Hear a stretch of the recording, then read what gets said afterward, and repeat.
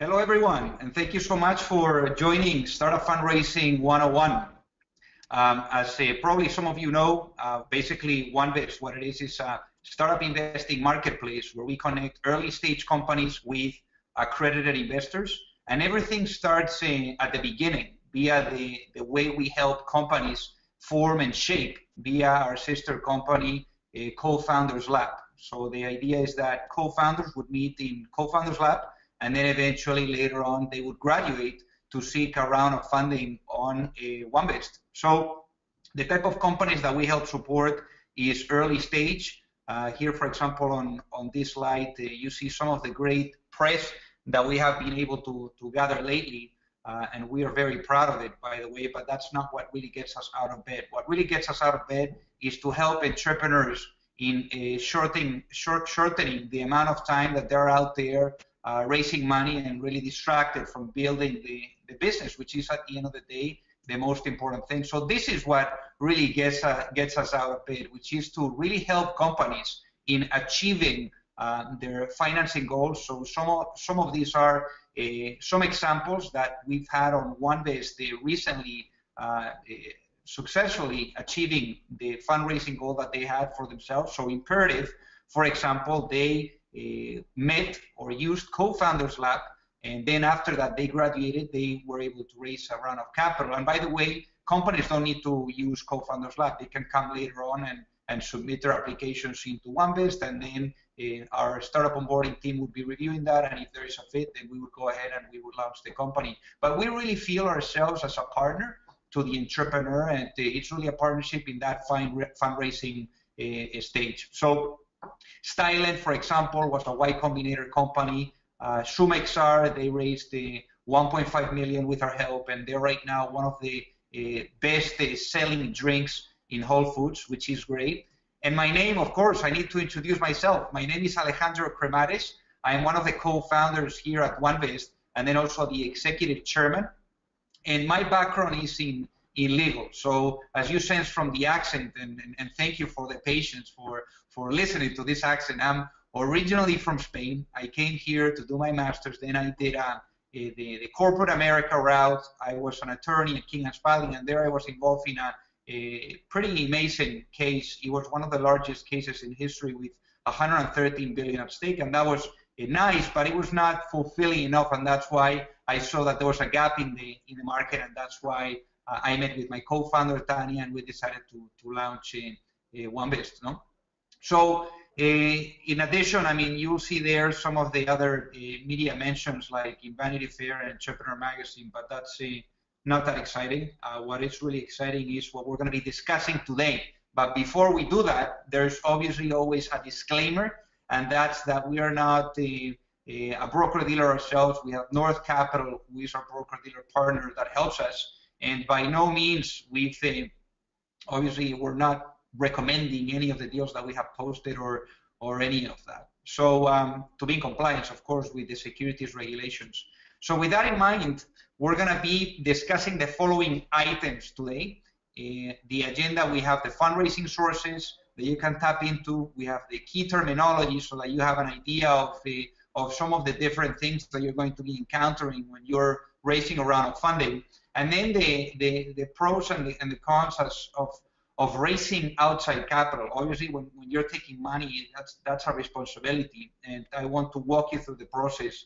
And then also, what are the investors looking for, and then the Jobs Act, and then lastly, we will be leaving some room for a Q&A. So myself, actually, I have been leading the efforts of fundraising here at Onevest. I have raised for the company 4.5 million now from venture capital firms, and then also from angel investors and high net worth individuals. So I would try to share as much as possible of some of the stories that I've encountered and what I've seen as well from other ventures that they have come to Onevest and to raise some routes of funding. So here are the different sources that you can actually tap into to raise some money. Obviously, crowdfunding, there is different flavors. So you have on one end donation-based crowdfunding, like for example the Kickstarters of the world, or equity crowdfunding, like what we're doing us, with Onevest. The main differentiator between donation and equity is that on donations, you're raising money without giving any equity in exchange. You're basically pre-selling a product. And then on a platform like Onevest, you're raising money, but you are obviously in exchange of the money, you're giving equity ownership in your business. So with that being said, you also have I mean, if I could recommend you guys, if you had the possibility to choose between donation and equity, I mean, if you can raise money without giving equity away, go for it, absolutely.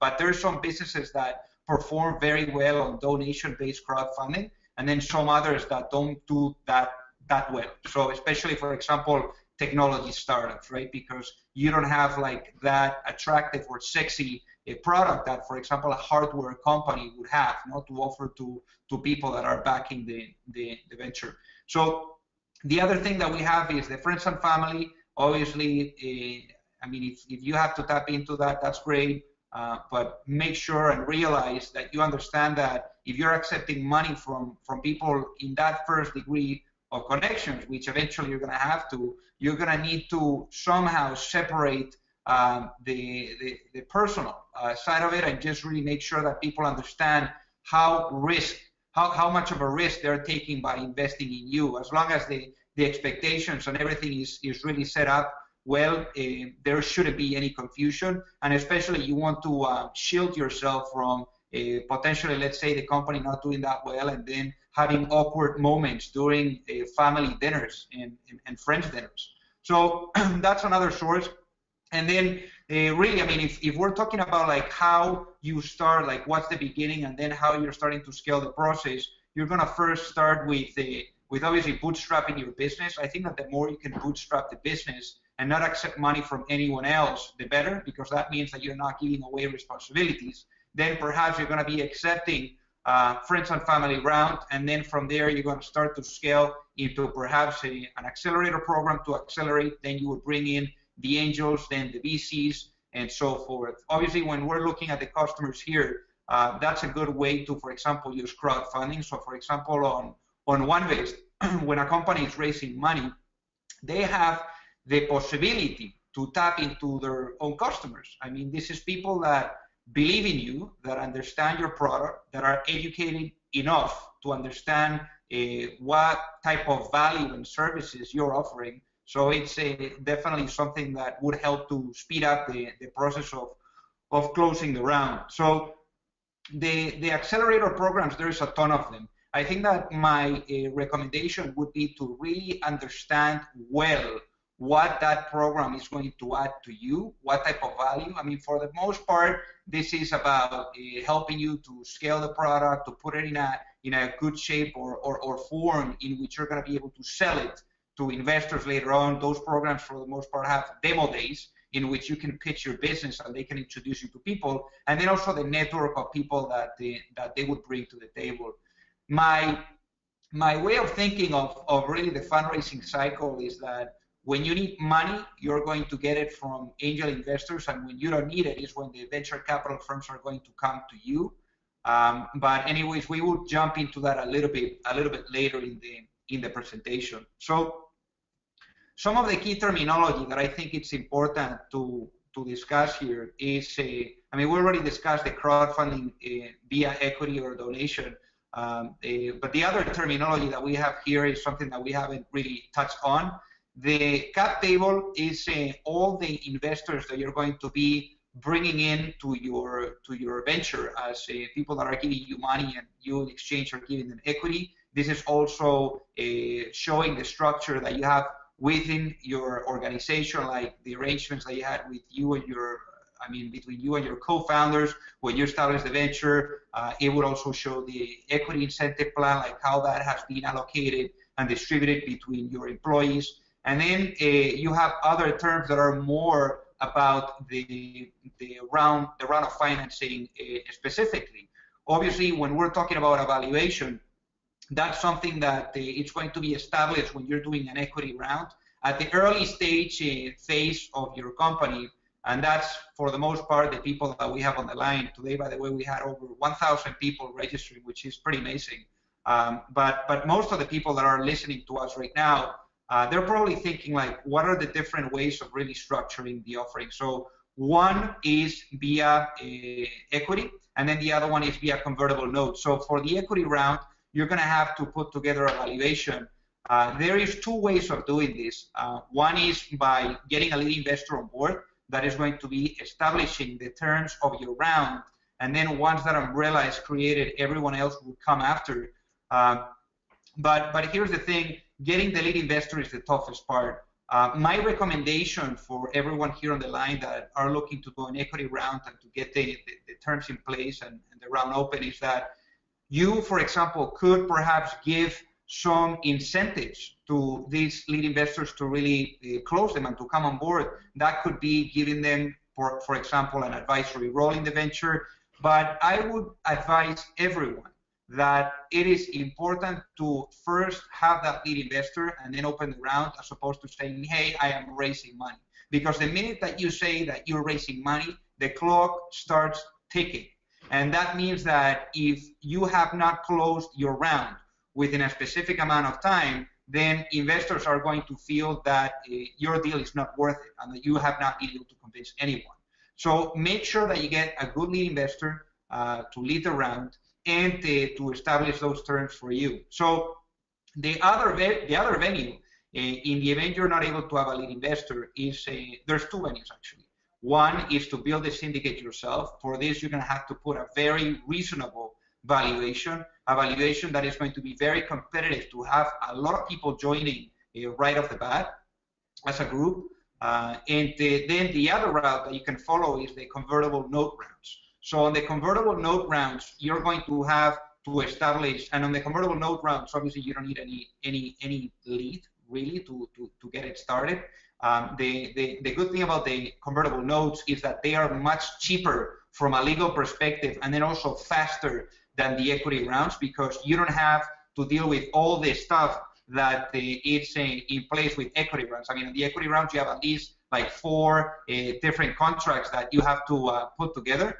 But really, the idea here is that with the equity rounds, there's a lot of negotiation in place. So for the convertible note rounds, you have 3 things that you need to pay attention to. One is the interest that people are going to be accruing on a yearly basis by investing in your venture. 2, it's going to be the discount that you're going to be giving to investors that are participating on that convertible note round.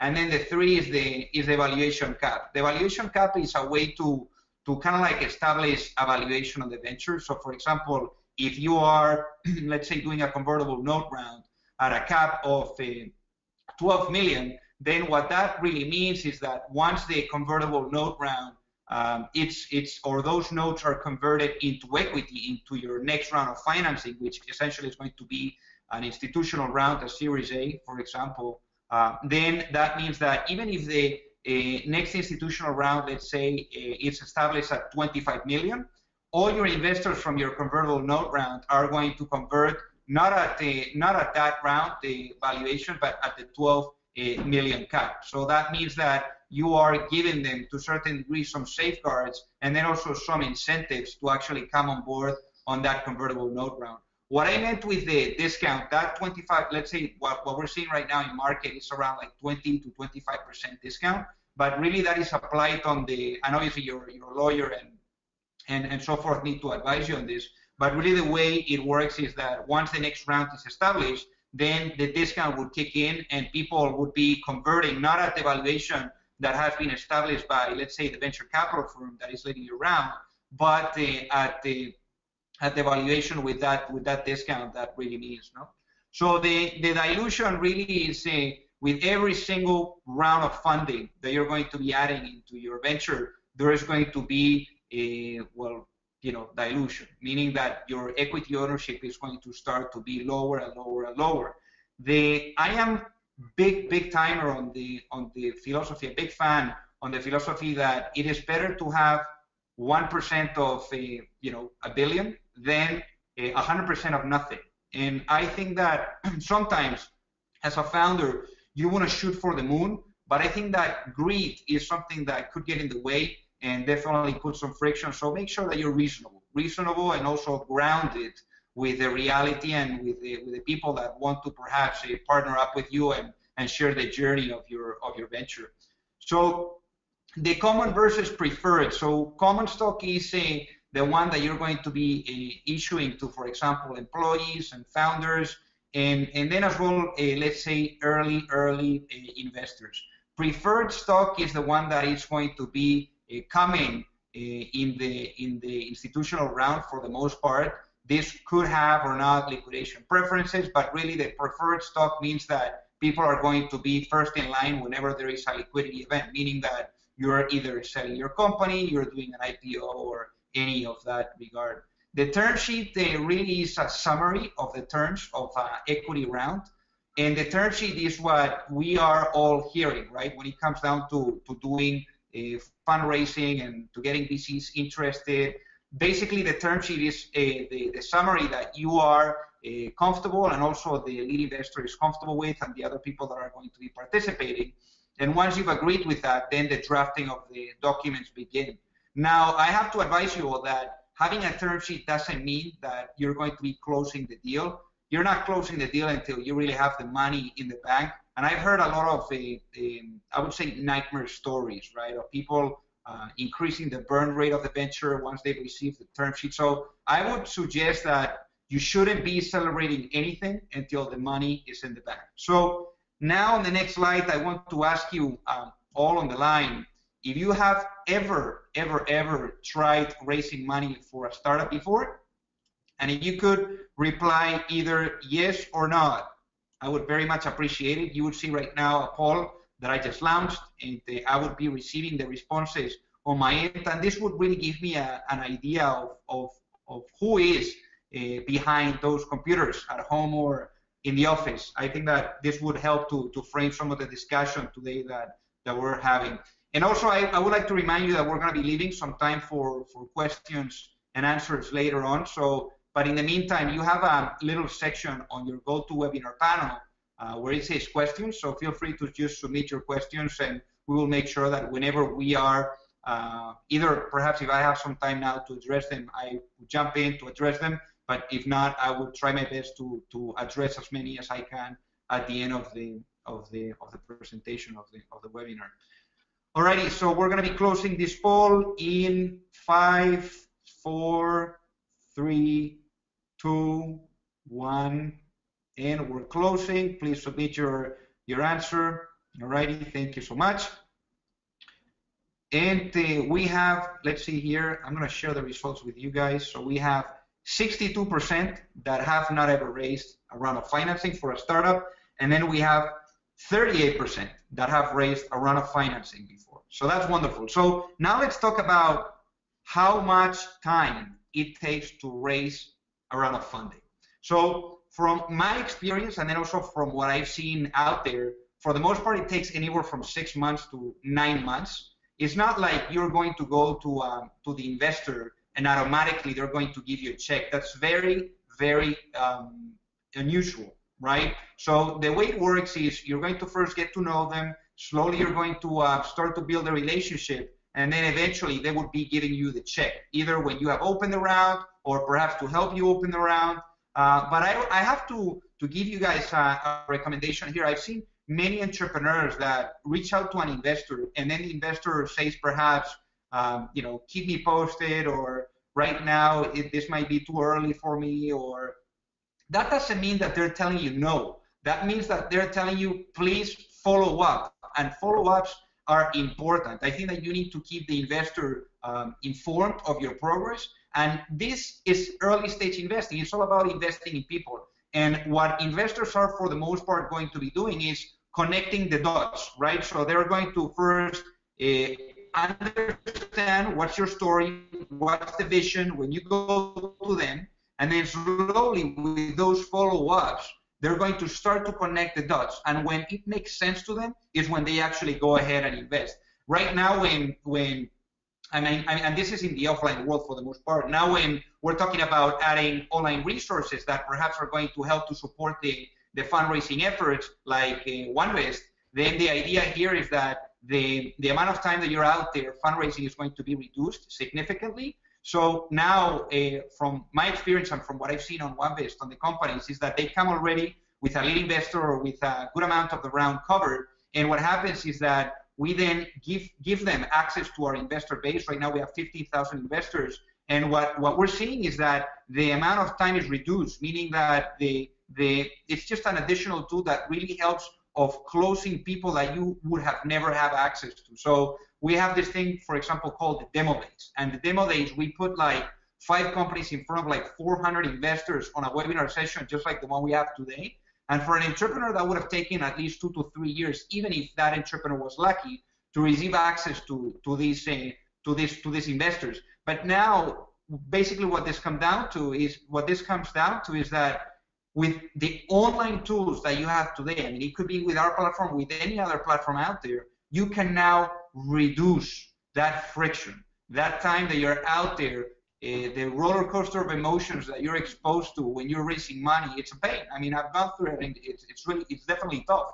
But the idea here is that instead of having to go one by one doing these efforts and this outreach, in which it's going to be a matter of how much money you're raising, the vertical that you're in, your location, many of these ingredients really play a critical role when the investor decides to invest or not. So now the fact that you're online and that a lot of people can see you and feel what you're doing and see your presentation, then that removes a lot of the one-on-one interaction on your end. And then the people that are actually interested would reach out to you and you would connect with these people. And then you know that if you do a good job, then you're going to be closing them. It's not depending on anything else. So let me ask you this question to you all. Are you raising money right now or not? So I'm just going to be launching this poll. And I think that if you are able to answer that for me, that would be very, very helpful. And perhaps, you never know, maybe we can help you guys to close some of the funding here with our startup onboarding team. We have a dedicated team that helps the entrepreneur to actually put the pitch deck together and put everything together so that they're able to close that financing. So I'm going to close this because it's enough with talking about the Onevest. It has been a little bit shameless, so for that I do apologize. So now we're going to be in 5, 4, 3, 2, 1. I'm going to be closing this poll, and we're going to continue to talk about financing. So I'm closing this right away. Thank you, guys. So we had 56% that said that yes, that they're raising money, and 44% that they said no. So I guess that either way, I hope that this presentation helps to really understand and navigate the process. So I guess that when you are in the about to raise money or raising money, I mean, you really ask to yourself, like, should I take the money or not? It's like what I was saying before. It's really a responsibility to take money from investors. You're going to have to update them. They're going to perhaps breathe down your neck to make sure that those KPIs are progressing month over month. So it's not like, you're getting the money and then they're going to be forgetting about you. Absolutely not. I think that it is very, very critical that you set up the expectations up front with the investor. So, for example, that you are able to establish how often you're going to be updating them on the progress, the milestones, the reports. Are they going to be quarterly, monthly? And then what kind of information you're going to be giving them. One thing is if they are on your board and if they're not on your board. But it's very tricky, this part, and how you set yourself up for success, because if you end up taking a good amount of investors, then the problem that you're going to have is that they're going to be calling you nonstop to understand how the company is doing. And you need to let them know that your main goal and responsibility is to make them money. And in order to do that, they need to let you do your work and focus and avoid distractions. So that's why the expectations are critical, and that you tell them in what shape or form you're going to be updating them. So obviously when you raise money, it's going to help. It's going to help you scale. It's going to help you grow the company and do it faster. So the pros is definitely that you have additional money for recruiting. Now you can go from, let's say, having interns. I mean, I remember myself when we started with Onevest, we were working out of the apartment, out of the studio of my co-founder of Tanya, and we had it was a rental building here in New York, and we had I think it was 5 interns coming every day. It was just my co-founder, myself, and the interns. And obviously in rental buildings, you can't really work. But obviously after like 3 or 4 months of having 5 interns saying that they were our cousins, we were literally kicked out of the building. So I guess that that was a little story on my end. But with that, what I want to say is that when we raised some money, we were able to hire more senior people to actually come on board and to help push things forward. We were able to get an office space, a little office space. There's a ton of co-working space right now. And that helped us tremendously, because before in the studio, we were literally, it was just one bed and we were having the meetings on the bed. So it was a little bit weird when we had outsider people to come and meet with us. But yeah, that was funny. But anyways, I guess that with more money, then you're going to be able to experiment. You're going to be able to understand better, like, what are your costs for acquiring customers, especially if you're using marketing tools to get people to buy your product. But then in the end, is what I was saying before. I mean, you're going to have to, the cons are that you're going to have to update these people that are giving you the money. You're going to have to, you're diluting your position in the company. And then obviously there is more people that you need to give answers to, like, what's the direction, where you're heading, where you did come from, like, what are the future milestones and so forth. So how much to raise? So when it comes down to defining the amount that you want to raise, I mean, there is several questions that you need to ask for yourself. For the most part, when you're raising money, you want to raise money for an amount of time that is going to take you between 18 months to 24 months, for example. And basically, you need to understand well and to tell the people that are giving you the money what you want to accomplish within that period of time. Is it going to be launching the product? Is it going to be accomplishing being profitable, hiring certain positions, getting to certain amount of customers? I think that it is very important that you understand, well, obviously, that you understand your business, that you understand where you want to take it with that money, and that you tell the people that are giving you the money what you want to do with it. And then also, you got to understand what you want to do with it as well. Create a good budget so that you understand how you're spending the money, how is that allocated, so that, because that money is costing you equity. So that equity, it's really your sweat and tears that you put into that venture. So make sure that you have a clear plan and a strategy on how much that would mean. I mean, again, 18 to 24 months, the type of, I mean, if you're at a seed round, perhaps that's ranging anywhere from 250 to 750 or even $1 million. For the most part, you're going to want to do a bridge. You might want to do a bridge after that, which is going to take you to the Series A's, because now Series A's are a little bit tougher. The Series A's of today used to be Series B's back in 2005. So you need to be careful with really giving yourself time. So the bridge rounds are anywhere from like 1 to, let's say, like 2 or a little bit more. But then when you do a Series A, I mean, it's normally from like 3 or 4 million all the way up to, let's say, like 10. So yeah, so I mean, those are some of the things that you need to answer yourself. But I guess that knowing the amount that you want to raise is critical. I would also recommend that when you are establishing the exact amount that you're raising, that you're not, my recommendation, and this is what I've seen as well, obviously it's better that you consult with your advisors and lawyers, but my recommendation is that you don't just say, or not a recommendation, I mean, if I was to be you, right, the way I would do it is I would probably have a pitch deck that says not the exact amount, but let's say like a range. So there is some firms that, because of the investment thesis of some of the investors, right, I mean, there's some investors that would not invest under, let's say, 3 or under 4 or 5, and not up and north of, let's say, whichever amount. So if you're able to say I'm raising between this amount and that amount, then you are able to really capture all of these guys into that frame that you're establishing, and that way you're not leaving a lot of people out of the pot, because perhaps like some of these may come in and then they can help you raise the rest from building a syndicate with you. So I think that you need to be very strategic. I think that ultimately, in I don't know if you know this already, but raising money, it's really an art. It's an art, and there's a combination of ingredients there that really need to click.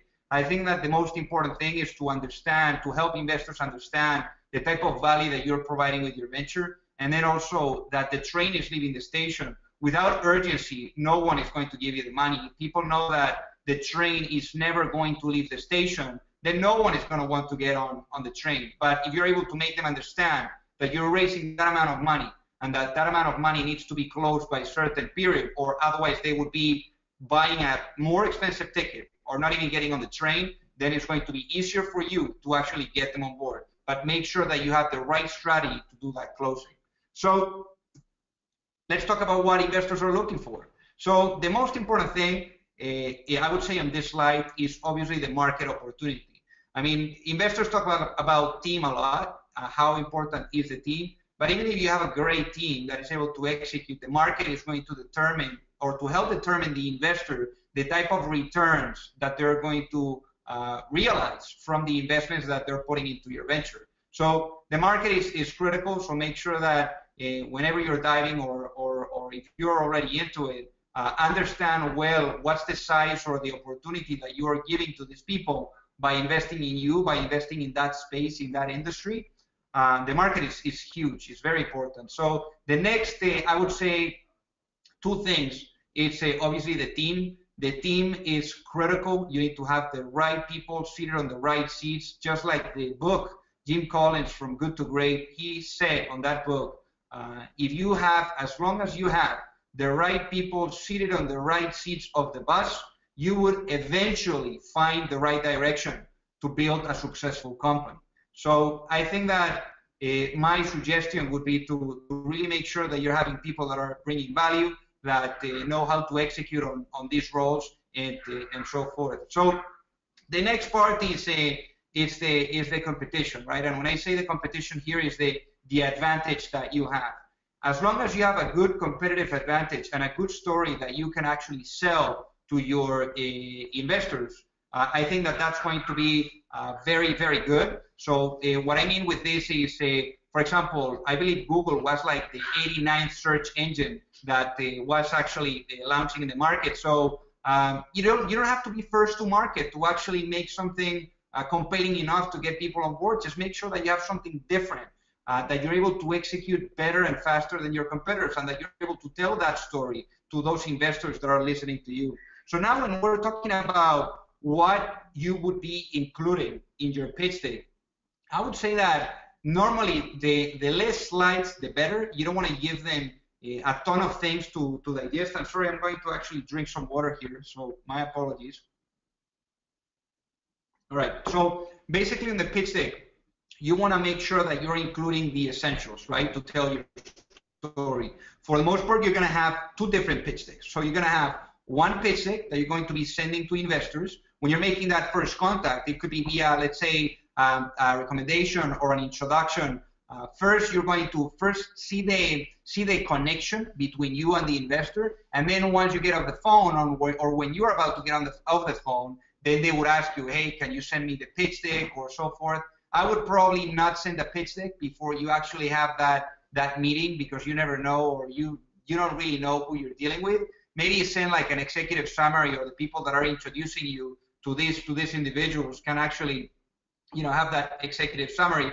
But really the pitch deck is when you, for example, have that personal connection, especially if you're dealing in the offline world. If you're dealing in the online world, the beautiful thing about it, especially like on platforms like ours, is that people need to request access to view some of these documents, and you're able to know who these people are before they are able to have access to anything. So what I was saying on the pitch decks, and especially if you're raising money offline, is that one pitch deck is going to be for distribution, especially the people that you don't have the time, or that you don't have the possibility to actually walk them through it, and also like explain and describe.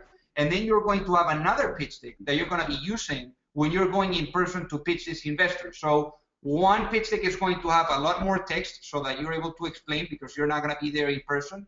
And then the other pitch deck is going to be more visual, something in which people, when you are presenting, can connect with you instead of really just reading, because you want them to connect with you. You want to have that connection. And that when people are able to have that type of connection, then they would perhaps like you. The personal thing would, or the business thing would happen, and that's how things happen. So on the pitch deck, what you're going to be incorporating is a team overview. You're going to be putting the leadership team, like who that management is, why they are important, why they are going to help to scale the business. Then as well, a high-level overview of your company. Perhaps here you can describe what the company is doing. You can put some screenshots of your product in action so that they get it. And then also the problem and the solution, right? I mean, these are two of the things that you need to incorporate there. So besides that, you would put the market size, the competitors. So for the competitors, you would put, let's say, like a diagram where you're like putting like all the other different players and like a different section that makes you like why you're unique and what's missing in the market that you're filling. The traction as well, month over month. I mean, this could be, you could put in there, let's say, revenue if you already have it. If this is not the case, customers. You can also put partners on that slide. And I would say that the traction is very important. It's very funny because a lot of investors talk about traction, and for many of them, it's hard to define it. But I think that really traction, when it comes down to traction, it's all about knowing that your business is progressing, that your business is doing well. And as long as you have some metrics and KPIs to actually describe that, then you are good to go. And then also the financial projections, right? And the use of proceeds. So the use of proceeds are particularly important, as I mentioned before, because you want to help them understand how you're putting their money to work. I mean, if you're raising X amount of money, how are you planning to allocate that? And have a good understanding of what's that going to be. I've seen on many presentations and events that I've attended that you see investors that are a little bit turned off when, for example, they see the let's say, just to put an example, I'm going to spend let's say if I'm raising 500,000, I'm going to spend in developing at least 1/3, and then out of that 1/3, each engineer is going to cost me, let's say, $40,000. I mean, that would be like a red flag, because that means that you haven't done your homework. Because let's say if you're in New York, it's going to be very, very hard to get an engineer for that amount of money. So make sure that you've done your homework, and that when you're putting information out there, people are going to be able to digest it and to review it, and then also to know and to have the confidence and the trust in you that you know what you're doing. So, all right, so you raised money. Now, what do? So there's going to be a lot of people that they feel that raising money is like a milestone. I think that raising money, it doesn't matter the amount, the size, or the flavor of it. It's really not a milestone. It's a stepping stone. What it's really milestones is knowing that your product is something that people want to use, and that you're shaping it up as much as possible so that it gets the right adjustments to even incorporate or fit much better with the market and with whatever the customer is telling you. So once you've closed this round, just make sure that you have the expectations set up, like I mentioned earlier. So the communication that you're going to have with them and how you're going to be reporting. And I think that this is critical, and that you have that line of trust and communication with them, because as a startup, you're going to be fundraising 24/7. Sometimes you're going to be fundraising more active, sometimes less active, but really those people that have invested in you, they may perhaps reinvest, so they need to be comfortable and they need to trust you.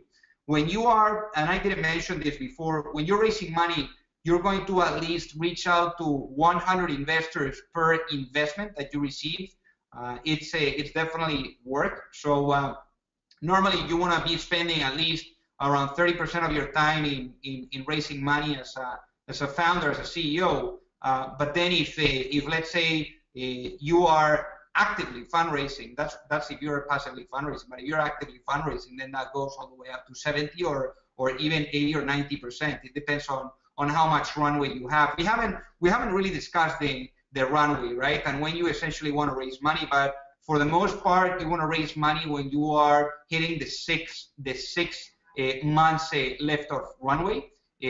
At least at that point, you're going to be able to make sure that you have money in the bank before you run out of it. And otherwise, I mean, it's going to be very, very bad, right? If you realize that you're running out of money and then you have like weeks or perhaps just a month or 2 months. So give yourself some time. Give yourself some time to build that relationship, to put the strategy together, to know how perhaps you will like to either go offline or combine the offline strategy with the online strategy, and then just go for it. So let me ask you this, guys. I want to launch just one more poll here. So Are you guys familiar with the Jobs Act? I mean, there's a lot of people talking about it. This definitely impacts what we're doing. You're right now receiving the poll, by the way, on your screen. So please say reply yes or no. I think that that would be very, very helpful on my end, and I would very much appreciate it. And right now, a lot of people are talking about the Jobs Act, how this is changing the landscape, especially the landscape of companies like ours, right? Like before, it was very, very hard to get in front of people. And now with the Jobs Act, you have much more exposure, as I'm going to show you guys on the next slide. All right, so I'm going to be closing the poll here in 5, 4, 3, 2, 1.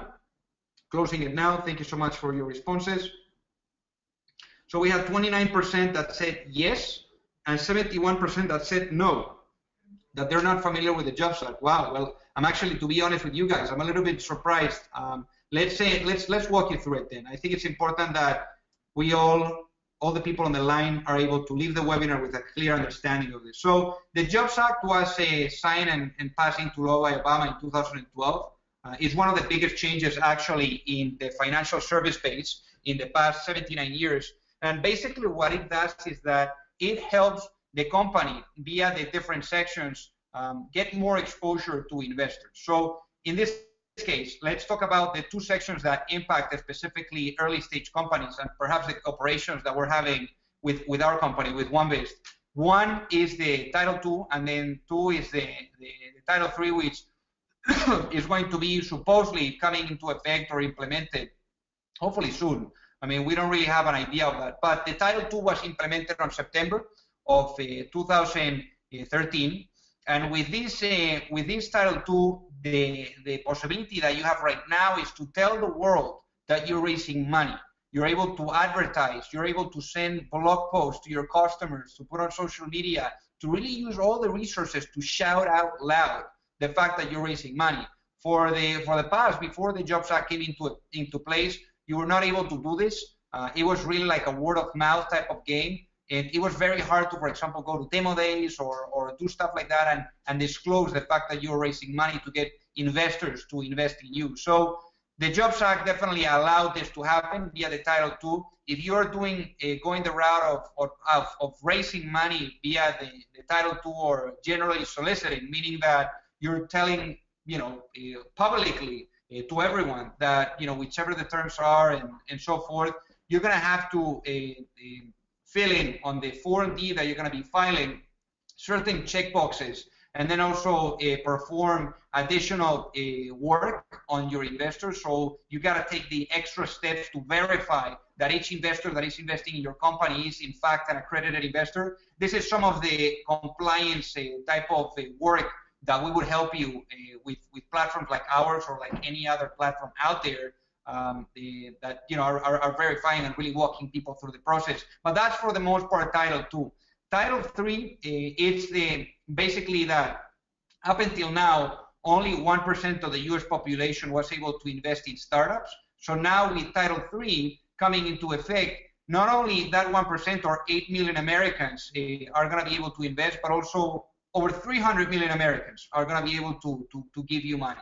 And this may sound like there's going to be a lot of people losing money, but there's going to be limitations. So if you are, let's say, an accredited investor is someone that is making either over $200,000 a year or that has $1 million in assets. But if you're a non-accredited investor and perhaps you're going to be able to invest via Title III of the Jobs Act, then there's going to be limitations, meaning that if you're making under let's say 100,000, then you're only able to invest 5% of your income in startups. And if you're making over 100,000, then you have the limitation of 10% to be invested in startups. So that's Title III. That's not yet implemented. So as of now, as of today, if you're going, let's say, to an online platform, you want to, it's just accredited investors. And in fact, raising money from accredited investors is going to make your life easier, because then otherwise it's going to be a hell to actually do subsequent rounds of financing, especially when you go to sophisticated investors like venture capital firms or angel groups. They're going to be a little bit concerned if you are, let's say, bringing on an accredited investor, and that builds friction, and that's going to make you give additional explanations. So when you're raising money, the least explanations you need to give and the least friction, the better. That's going to help you move faster in the process and to actually close the money so that you can continue to grow. So now, obviously, we're talking about the Jobs Act, and I think that it would make sense to, this is what really opened up the possibility for platforms to perform equity crowdfunding operations. So now we're going to be diving into equity crowdfunding, right? So equity crowdfunding really, I mean, when we're talking about crowdfunding, it's, most of you know, but really it's people coming together to pool certain amount of money to a project, or let's say to in this case to a company, equity crowdfunding, and it gives you the possibility to reach to a much larger audience than doing the one-on-one interaction. Now you're able to receive small ticket sizes from a ton of people, and I think that whenever you're raising money and that's the way you're doing it, there's two ways of doing it. One, you can either increase the minimums that you're accepting so that that's going to limit the amount of people on your cap table. You don't want to have like a huge amount of people on your cap table, because then venture capital firms especially are going to be a little bit concerned and perhaps would turn their back on you. So what you want to do, if you are going to be lowering the minimums and you're going to have perhaps more people participating in your round, is to use special purpose vehicles. So what special purpose vehicles are, or also called SPVs, is the possibility of pulling people into one single entity, and that entity being the one that is going to be on your cap table. So that way you have, let's say, like someone that is managing that, and you don't have to chase down people for signatures, which in the end of the day is going to be really a big pain in the neck. So I guess that really by having more investors, you have a good advantage there, and it's that these investors could perhaps become your advisors, could help you in closing other rounds of financing, could help you in closing partnerships, business development deals to really continue to build your venture. No, so it's pretty interesting, but I think that you need to really understand who is going to be investing and what they're able to bring to the table. I mean, some of you may be more interested in the strategic investors, which I think is the best. Others would just not care and just want money. So I guess it depends, obviously, as well in the circumstances of your company. One of the recommendations that I would like to give everyone on the line is that it is better to raise money when you don't need it. When you need money and you're actually raising, then not only people are going to smell the fear, but then are also going to really have the leverage on their end, and they're really going to pull you down on the negotiation process and on establishing the terms of the round. So if you have to extend runway, I mean, there's ways of doing that. I would really suggest and advise in doing so. And then once you're at a better stage in which, let's say, you have additional money that have come in, or let's say more customers coming in the door and extending the runway, then I would suggest to actually start engaging and really talking about fundraising, because otherwise it's going to be tougher. When you are in a better state, meaning that you don't need the money, I think that you are able to operate from a different frames of reference and under a different context, and that really helps you to do something very successful there. So I think that the most important thing when you are specifically raising money and building your venture is definitely education. There is a ton of good books and blogs and websites out there that you should definitely read so that you can really learn. No? But here we have two things that we actually did ourselves for the founders and that are completely free. One is the learn.onevest.com website, that it's kind of like a Medium meets Reddit for startups. So here we have all types of news like you will be able to find here. We have articles, we have videos that really help the founder to know what they need to build the venture further. And then also some of the questions that you're asking yourself when you're either raising money or how to structure the round or how to reach out to people. I mean, these are all questions that you will be able to find the answers on learn.onevest.com. The other stuff that I had here is our blog, actually. And our blog is we have a ton of freelancers and guest authors there that are really coming in and they just do it for the love of entrepreneurship.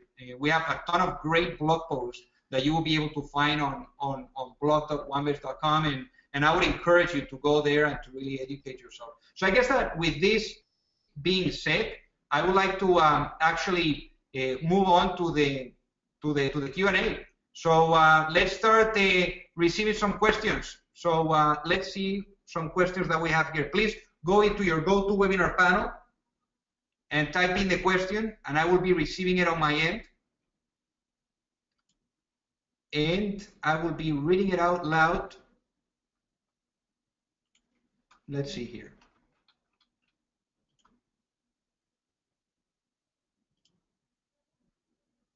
Okay, so the first question comes from Shankar, and the question from Shankar is, can I raise money through crowdfunding or VCs beyond angels when you're just at the MVP mark and have zero in minimal revenue to show? So there is ways of doing this, Shankar. So the way you need to do this is obviously the earlier you are in the stage, the tougher it's going to be to raise money, without a doubt. But there is different KPIs that you can use to actually, start to show that you have something going on. I don't think that the minute to go and build a relationship with these people is when you are actually like with the right KPIs and metrics and so forth. It's all a process of building the relationship, especially if we're talking about venture capital firms and angel investors. I would suggest that you reach out to them as soon as possible and at least start building the relationship, tell them what you're up to, what you're thinking about doing, and slowly you start to build that relationship and that momentum with the follow-ups that you're sending them. And the beautiful thing about doing this is that you don't have to, it's basically for advice. You're reaching out for advice. People are going to start to get familiar with your product, with what you're doing. People love to help, especially venture capital firms and angel groups and angel investors. So I would say reach out as soon as you can. And this doesn't mean that you need to be in fundraising mode. But now going back to your question of like, can you raise money if you don't really have the let's say the revenue to show, right? I think that if you're at an MVP stage and you have, let's say, like a good team, like good founders, or let's say you have the market is picking up and you're seeing like some good KPIs on the users that you're acquiring, I think that that's all stuff that you can show. That's all value. So I think that's something that you can do. But also I think that it's very important to say here that there's not an either or when it comes down to equity crowdfunding. The idea here is that you can combine equity crowdfunding is really to accelerate the fundraising efforts. So it's all a matter of combining angels and VCs and then equity crowdfunding. If you're able to combine the three of them successfully, then you will be better off. I don't think that you should look at this as an either or. Then also what I was going to say, something here on the venture capital. I think that one thing that founders don't really pay much attention to is that having a venture capital firm early on, let's say for example if you're at a seed stage, could be tricky. And the reason why I say that it could be tricky is because one, obviously they can add a ton of value because they have the network and also the money and the resources and the know-how. But the bad thing about it is that if you're not able to accomplish the milestones that they expect from you on the next round of funding, if they do not invest, then that's going to be raising red flags. It's going to be raising red flags to other potential new investors, and that could mean the death of your company. So make sure that you are able to pay attention to that. So let's go to the next one. The next question. What do you mean by extending the runway? This question comes from Emily. So Emily, so really the runway, the reason people talk about runway, the runway, what it is imagine the plane being there ready to take off. The less runway that you have, the hardest it's going to be for the plane to take off. So what I mean with the runway is how much time or how much you're extending that in order for your plane or your company to be able to take off and to start producing revenue and so forth. So that's really what the runway is. So when I'm talking about runway is or extending it is perhaps looking at reducing some of the costs that you may be incurring into, trying to accelerate the process of monetization and so forth.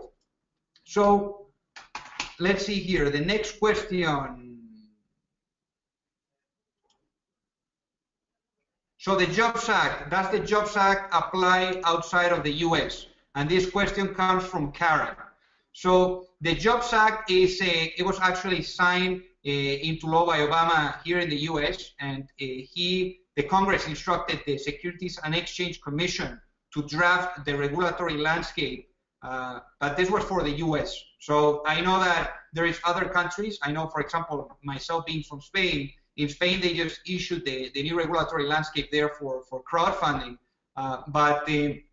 but really the idea is that a lot of these countries are looking at what the Jobs Act looked like or how it was drafted, and they're looking at implementing in the same way and flavor. So, but yeah, the Jobs Act only applies for the US. So let's see the next question. Let's see who is the next question. What does Series A mean and what does Series B mean? So every single round of financing is going to be labeled differently. So basically it's the stage. It determines the stage of your company. So normally when you're at a seed stage, which that can have angels or friends and family, or you being like bootstrapping yourself, what it means is that you're putting together the MVP, that you're putting together the team, and that you're perhaps getting a little bit of momentum, but you're already like able to see what the marketing is telling you. Then you're going to be graduating to the next stage or the next life cycle of financing, and that's the Series A. The Series A is already when you have everything already established, which is the team, you have the product, you're getting revenue, recurrent revenue month over month, or a good month over month increase in terms of the customers that you have. That's the Series A.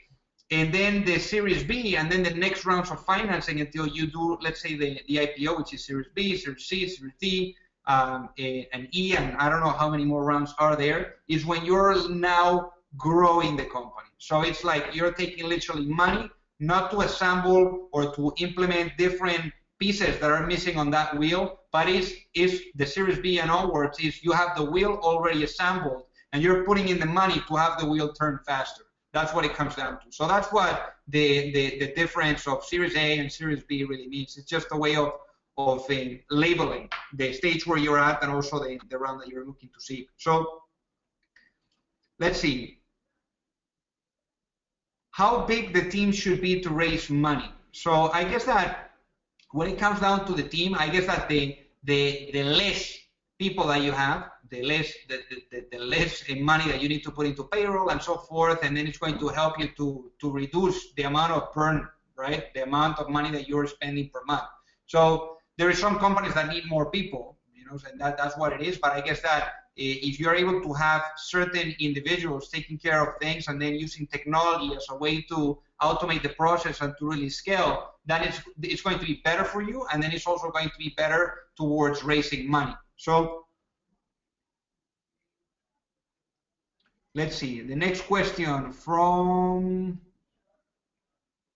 okay, the next question comes from Aaron. So Aaron is asking, what do I need in order to use a convertible note? So obviously you need to ask your lawyer, but convertible notes are very, very cheap. They are much cheaper than equity rounds, without a doubt, because there's no negotiation. There's just 3 terms. So what you need for a convertible note is first to know what kind of interest you're going to be giving to your investors, 2, the discount that you're going to be applying on the next round of financing to your investors, and then 3, if you want or not to establish a valuation cap, meaning a value on your company, and then as well what that valuation is going to be, what that valuation cap is going to be. So once you've determined that, there is just 2 documents that you're going to need. One is the note purchase agreement, which is the one that you're going to have a signing between yourself and then as well the investors. And then the next one is going to be the promissory note. So the promissory note is basically once they've already agreed with you and they've given you the money, you give them, it's kind of like a way to certify that they have put that money and that it may perhaps convert at a later stage. But really you need those 2 documents, the promissory note and the note purchase agreement. So let's see the next question.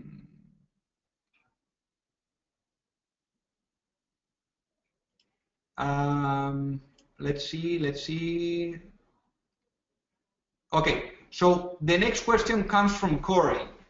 And the question from Corey is, what concerns do you see in 3 and 5 years projections in startups? So what kind of concerns would I have when I see that? I guess is, for the most part, when we're talking about projections, it's really hard to project where a startup company is going to be in 5 years from now, right? I mean, look at the incredible growth of a company like Snapchat. I mean, who would have thought that they would have been valued at $19 billion 5 years ago, right? So I guess that basically what you want to at least show on the projections is that you're grounded. And I think that it's very important that you have someone that is experienced within the financial space to actually help you, guide you through the process and to put these numbers together. Because otherwise, if the investors are looking at the projections and they completely see that you are absolutely like off, then that's going to be problematic. I think that especially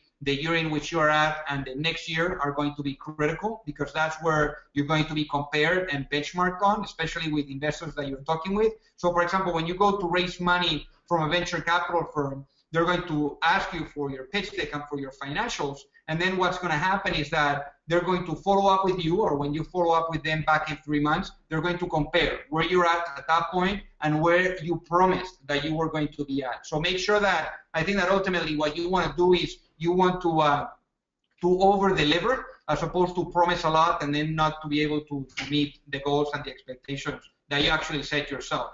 So let's see here. The next question, we're going to take just one more question.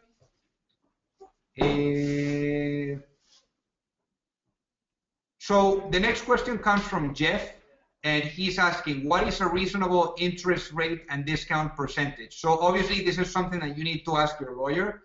You know, personally, I've seen like all types of flavors. I mean, 8%, around 8% interest, 25% discount. I mean, that's something that, you know, I've seen, but you need to ask your lawyer really for guidance on that.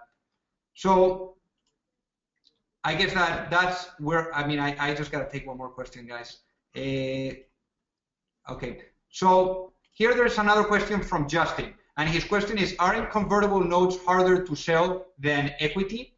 I would say that the sophisticated investors, they really don't mind whether it's convertible notes or equity. I guess that people tend to understand better what an equity round, what percentage of the company they are receiving. So I would say that investors are going to know better if it's an equity round. Otherwise, you may perhaps need to educate them. For example, to give you an idea, convertible notes in Spain are something that people don't really understand. So when I'm speaking with investors there, they're like, what's this? But anyways, I would say that if you have a lead investor and you already have the terms, that's definitely the easiest way of doing things. But I guess that convertible notes, people are understanding them, especially if they're investing in startups and they are sophisticated people. So I guess that with that in mind, people and everyone that is attending today this webinar, I would like to thank you all for participating. I hope that you were all able to get some value out of this session, and we wouldn't be in business if it was not for you. I mean,